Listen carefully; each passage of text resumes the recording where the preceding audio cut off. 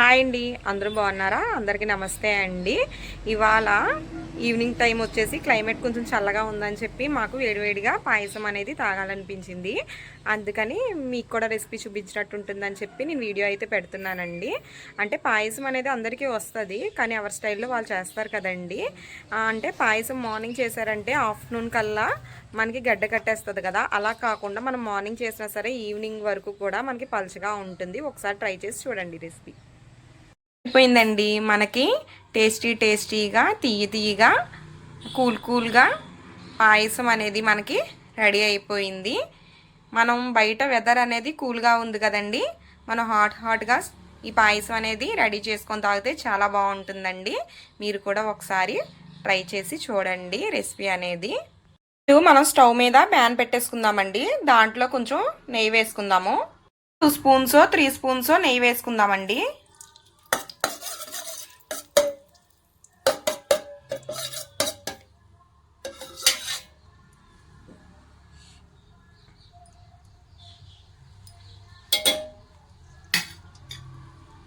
దీంట్లోనే మనకి నచ్చిన డ్రై ఫ్రూట్స్ వేసుకొని ఫ్రై చేసుకుందాము.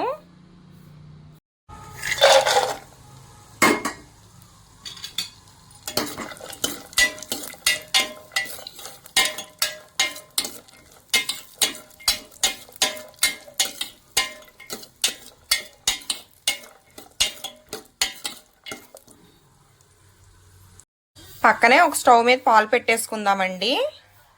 మిల్క్ అనేది హీట్ అవుతుంది.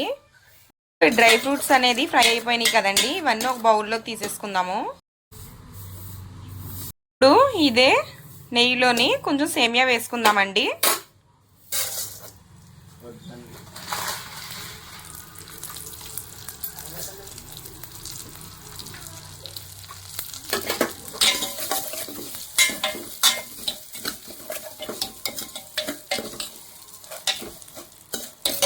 నేను ఒక్క చిన్న గ్లాస్ సేమియా మాత్రమే వేసుకున్నానండి.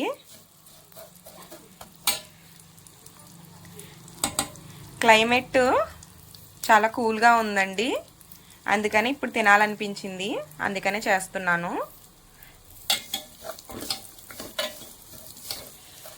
మనం మిల్క్ అనేది ఎంతైనా వేసుకోవచ్చండి.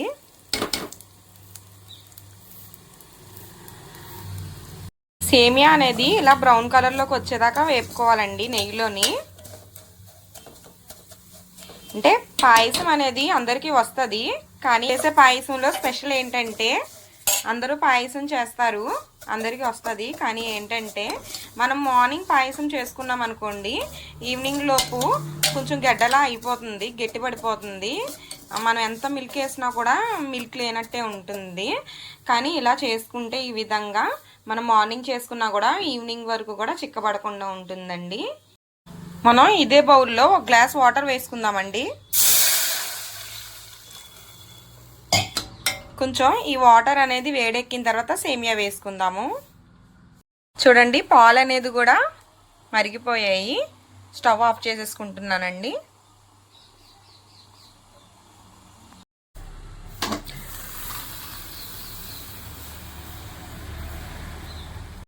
చూడండి, వాటర్ అనేది మనకి బాయిల్ అయిపోయాయి.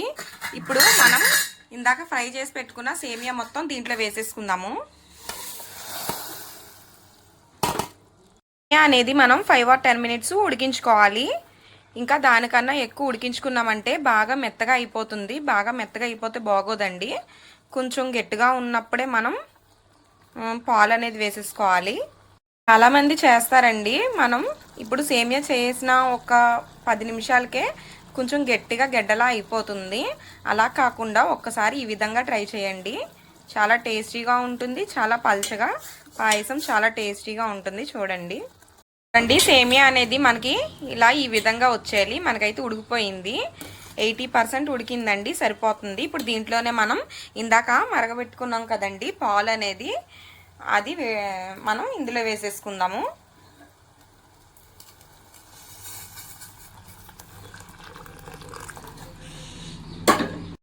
దీంట్లోనే ఇప్పుడు మనం ఇందాక ఒక చిన్న గ్లాసు సేమియా తీసుకున్నాం కదండి, అంతే గ్లాస్తో మనం షుగర్ తీసుకుందాము. బాగా కలిపేసుకుందామండి. అంటే మీరు అనుకోవచ్చు ఇన్ని పాలు వేస్తే ఎవరికైనా పలచగానే ఉంటుంది కదా అని.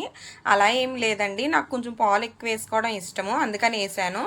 కానీ మనం ఒక చిన్న గ్లాస్ సేమియాకి చిన్న గ్లాస్ పంచదార తీసుకోవాలి. ఒక పావు లీటర్ మిల్క్ అయితే సరిపోతుంది.